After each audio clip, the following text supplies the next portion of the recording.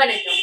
இன்னைக்கு அனிசேஸ்ல அருந்ததியர்களோட உள் இடஒதுக்கீடுல எழுச்சி தமிழர் திருமா செய்த துரோகங்கள் என்னன்னு எல்லா பக்கமும் பேசிட்டு இருக்காங்க. அத பத்தி தான் பார்ப்போம்.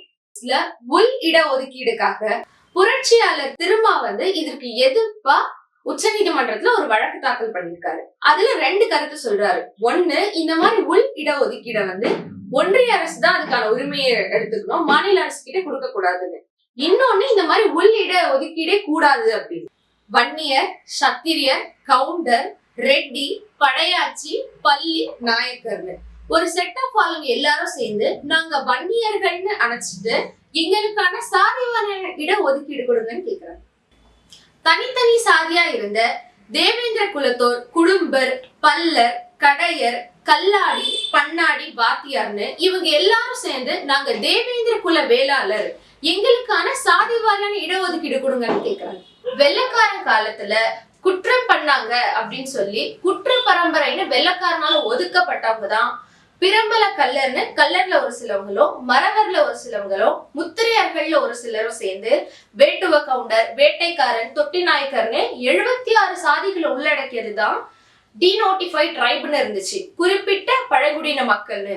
அத தமிழக அரசு தான் இங்க ட்ரைப் இல்லாதவங்களை வெறும் கம்யூனிட்டி மட்டும் ப்ரொவைட் பண்ணுங்கன்னு டிஎன்சி, டிநோட்டிஃபைட் கம்யூனிட்டி நம்ம கொடுத்துட்டு இருக்கோம்.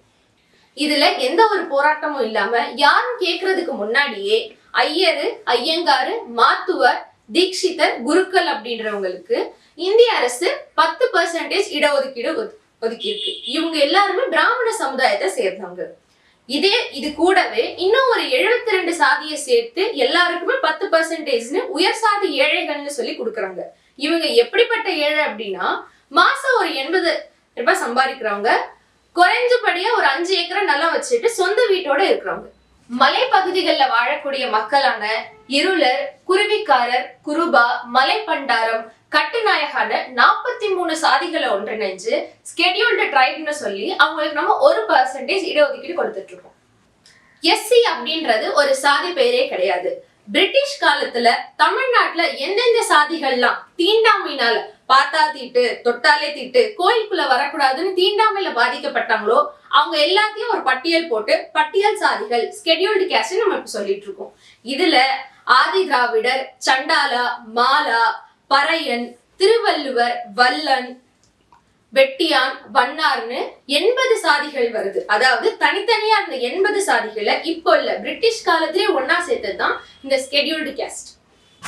எஸ்சியில இருந்து பொருளாதாரத்துல பின்தங்கிய அருந்ததியர், ஆதி ஆந்திரா, சக்கிலியன், மதாரி, மதிகா, பகடை, தோட்டின்னு இந்த 7 சாதிகளையும் அருந்ததியர் அப்படின்னு உள் இடஒதுக்கீட்டுல கலைஞர் இடஒதுக்கீடு வாங்கி கொடுத்தாரு. வன்னியர் குல சத்திரியர்னு சொல்லி ஒரு சில சாதிகள் எல்லாம் கூட்டா இருக்காங்க. தேவேந்திர குல வேளாளர்னு அங்கேயும் ஒரு கூட்டமா இருக்காங்க. முக்குலத்தோர்னு சொல்லி தேவர்கள் இன்னும் சில சாதிகளும் கூட்டமா இருக்காங்க. இது போக உயர் சாதி இந்துக்கள்னு பிராமன்ஸும் அவங்க கூட இன்னும் சில சாதிகளும் கூட்டமா இருக்காங்க.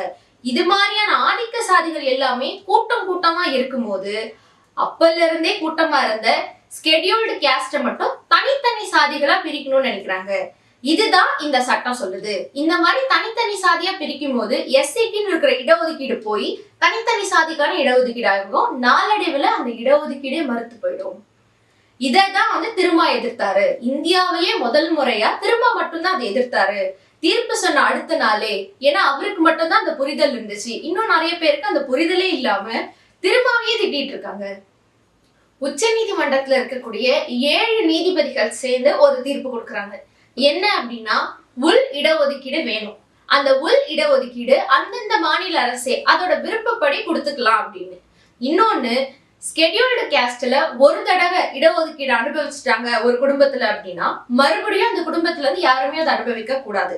அண்ட் ஸ்கெடியூல்டு கேஸ்டுக்கு 3 லேயர் வைக்கிறாங்க. அதாவது மாசம் இந்த வருமானம் இருந்ததுன்னா உங்களுக்கு எல்லாம் இந்த இடஒதுக்கீடு கிடைக்காது அப்படின்னு சொல்லி.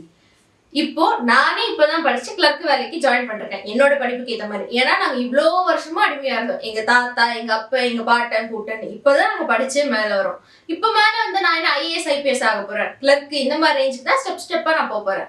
கிளர்க் வேலை எனக்கு கிடைச்சதுமே அடுத்து எனக்கு வரக்கூடிய ஆளுங்களுக்கு கிடையாது அப்படின்னா நாங்க எப்போ எந்த காலத்துல மேல வருவோம்? புரட்சியாளர் திரும்ப எதிர்ப்பது அருந்ததியர்களோட உள் இடஒதுக்கீட கிடையாது. ஏன்னா 2009 கருணாநிதி அருந்ததியர்களுக்கு உள் இடஒதுக்கீடு கொடுக்கலான் இருக்கேன் அப்படின்னு சொல்லி திருமா கிட்டதான் ஃபர்ஸ்ட் சஜஷனே கேக்குறாங்க. அப்ப திருமா மறுக்காம அவங்களுக்கும் கொடுங்க, ஏன்னா அவங்களும் வருமானத்துல பின்தங்கி இருக்காங்க, அவங்களும் மேல வரணும்னு சொல்லிதான் அது பண்ணாரு. அதாவது எஸ்சில மொத்தம் 87 சாதிகள் இருக்கும் போது 7 சாதிகளான அருந்ததியர் ஆதி ஆந்திராக்கு 3%, மீதி 80 சாதிகளுக்கு 15% கொடுத்தாங்க. அப்பயுமே அவர் என்ன சொன்னாரா, இவங்களை பிரிச்சிடாதீங்க, எஸ்சிலேயே அவங்க இருக்கட்டும்னு. இவங்களோட உள் இடஒதுக்கீடு எப்படி இருக்கும்னா, அருந்ததியர்களுக்குள்ளவும் போட்டி போடலாம், முடியாத பட்சத்துல எஸ்சி குழுவையும் போட்டி போடலாம். இப்போ எம்பிசி பிசில இருக்கிறவங்க எம்பிசி பிசியோட போட்டி போடலாம், முடியாத பட்சத்துல ஜெனரலான போட்டி போடலாம். அது போலதான் தீர்ப்பு கொடுத்த 7 நீதிபதிகள்ல ஒரு நீதிபதி மட்டும் இந்த உள் இடஒதுக்கீடுக்கான உரிமை குடியரசுத் தலைவருக்கு தான் இருக்கு, அவர் தான் இதை அறிவிக்கணும் அப்படின்னு தீர்ப்பு கொடுத்திருந்தாங்க. இதுதான் நம்மளுமே வரவேற்கிறோம். ஏன் அப்படின்னா, மாநில அரசுக்கு இந்த உரிமையை கொடுத்தோம்னா பாஜக ஆளக்கூடிய நிறைய மாநிலங்கள்ல அவங்களுக்கு யாரு தேவையோ அந்த எஸ்சிக்களுக்கு மட்டும் கொடுத்துட்டு மீதி ஆளுங்களை அவங்க அப்படியே விட்டுடுறாங்க. ஏற்கனவே இந்த மாதிரி ஆந்திரால நடந்துட்டு இருக்கு. ஆதிக்க சாதியான பிசி எம்பிசி எல்லாம் கூட்டம் கூட்டமா இருக்கும் போது எஸ்சிக்களை மட்டும் தனித்தனி சாதியா பிரிச்சு அவங்களுக்கு இடஒதுக்கீடு கொடுக்குறாங்க. இது இப்போதைக்கு சரியா இருந்தாலும் நாளடைவுல அந்த இடஒதுக்கீடு எல்லாமே பறிக்கப்பட்டுடும். ஒரு கட்டத்துல எஸ்சின்றதே இல்லாம போயிடும். சரி, எஸ்சிக்கு தானே இப்படி ஆகுதுன்னு நீங்க இருந்தீங்கன்னா நாளைக்கு எம்பிசி பிசிக்குமே இதான் நிலைமை. இது மாதிரி உங்களுக்கு ஆதரவா பேசக்கூடிய திருமா உங்களோட நண்பனா துரோகியா நீங்க தான் முடிவு பண்ணணும். மறுபடியும் சொல்றேன், தெளிவா கேட்டுக்கோங்க. தமிழ்நாட்டுல நம்ம கொடுக்கக்கூடிய உள் இடஒதுக்கீடுன்றது வேற. இங்க எஸ்சியா இருந்த 87 சாதியில அருந்ததியர் ஆதி ஆந்திரான்னு ஒரு 7 சாதி மிகவும் பொருளாதாரத்துல பின்தங்கி இருக்காங்கன்றதுக்காக அவங்களுக்கு 3%, மீதி இருக்கிற 80 பேருக்கு 15% கொடுத்திருக்கோம். இவங்க எல்லாருமே எஸ்சி தான். ஆனா உச்ச நீதிமன்ற தீர்ப்புல மாநில அரசு கிட்ட உரிமையை கொடுக்கும் போது பாஜக ஆளக்கூடிய மாநிலங்கள்ல அவங்க எஸ்சி மக்களை தனித்தனியா பிரிக்கிறாங்க. இந்த தனித்தனி பிளவு நாளடைவில் நம்ம தமிழ்நாட்டுக்குமே அப்ளிகபிள் ஆகுறா. அதனாலதான் நம்ம இதை எதிர்க்கிறோம். 2வது விஷயம், அம்பேத்கர் சட்டத்தை ஏற்றும் போதே எஸ்சிக்களுக்கான ஒரு பாதுகாப்பு அரணை அவர் உருவாக்கிட்டாரு. இந்த தீர்ப்பு அதை உடைச்சிட்டு மாநில அரசு கிட்ட உரிமையை கொடுக்குற சொல்லுது. அதுக்கும் நம்ம எதிர்த்து இந்த உரிமையை மாநில அரசு கொடுத்தா அவங்களோட விருப்பப்படி அது என்ன வேணா பண்ணிப்பாங்க. இந்த உரிமை குடியரசுத் தலைவருக்கு மட்டும்தான் இருக்குன்னு சொல்லி நம்ம எதிர்த்து வழக்கு போடுறோம். இப்ப சொல்லுங்க, உங்களுக்கு ஆதரவா பேசுற திருமா உங்களோட நண்பனா துரோகியா?